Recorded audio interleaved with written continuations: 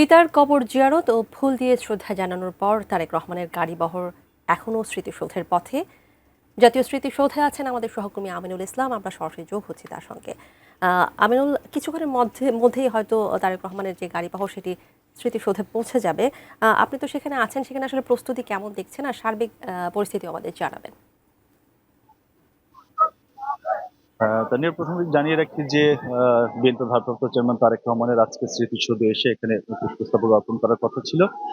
স্মৃতিসৌধের নিয়ম অনুযায়ী আসলে যেহেতু এটি সূর্যাস্তের আগেই এখানে ফুল দিয়ে শ্রদ্ধা জানাতে হয়, সেই হিসেবে তার পক্ষ থেকে যেহেতু তার গাড়িবহর আসার পথে পথে নেতাকর্মীদের প্রচন্ড ভিড় এবং নেতাকর্মীরা গাড়ির সামনে অবস্থান নিয়ে তাকে হাত দিয়ে তিনি তাদের অভিবাদন জানাচ্ছেন এবং তাদের এই যে ভালোবাসা তার জবাব তিনি দিয়ে দিয়ে আসছেন এই স্মৃতিসৌধের উদ্দেশ্যে। যেহেতু এটি আগে থেকে তার নির্ধারিত কর্মসূচি, সে কারণে তিনি সেটি সম্পূর্ণ করতে চাচ্ছেন, এখানে আসছেন। কিন্তু তার আগেই তার পক্ষ থেকে দলের স্থায়ী কমিটির সদস্য ঈশ্বরচন্দ্র রায়, ডক্টর মঈন খান সহ নেতারা তার পক্ষ থেকে সেই ফুলটা তার যে বাবার আজকে সমাধিস্থল, আজকে সমাধিস্থল, যেখানে তিনি শ্রদ্ধা নিবেদন করেন, সমাধিস্থলে দোয়া করেন।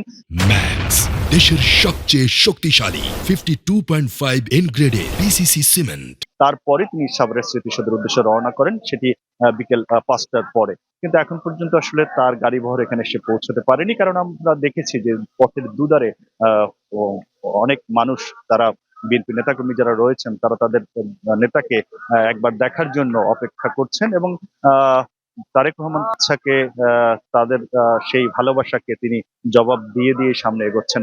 এই কারণে আসলে তাকে এখনো আসলে তিনি এখানে পৌঁছতে পারেনি, তবে তিনি খুব সন্নিকটে রয়েছেন। আর ধারণা করা হচ্ছে আর 10 থেকে 15 মিনিটের মধ্যেই তিনি স্মৃতিসৌধের এই জায়গাতে আসতে পারবেন। তবে আমরা দেখেছি যে গাড়িটি খুব ধীরগতিতে চলতে হচ্ছে, কারণ সামনে অসংখ্য মানুষ, সে মানুষকে সরিয়ে সামনে গাড়িটি এগোতে হচ্ছে। এই জায়গাটিতে অনেক মানুষ ছিলেন, প্রচন্ড শীত, তারপরও এখনো অনেক নেতাকর্মী রয়েছেন।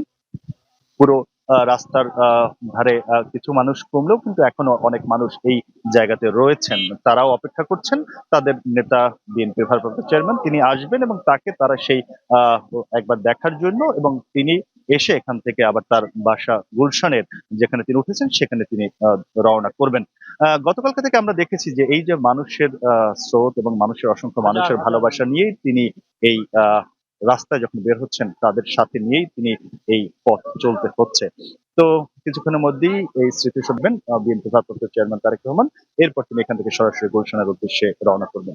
এই ছিল আমার কাছে তারেক রহমান আজকে স্মৃতিসৌধে তার পক্ষ থেকে যে শ্রদ্ধা জানানোর কথা এবং এখানে তিনি আসার যে কর্মসূচি তার খবর।